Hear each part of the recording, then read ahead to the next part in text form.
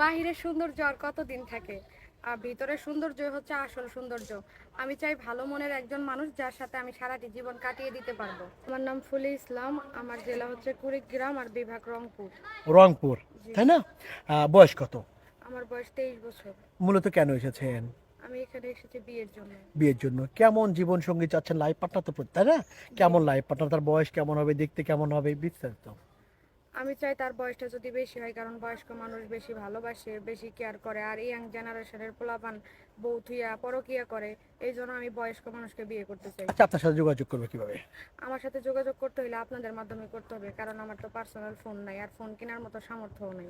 প্রিয় দর্শক, নাম ফুলি। ফুলি, দেশের বাড়ি কুড়িগ্রাম, না আপু? জি।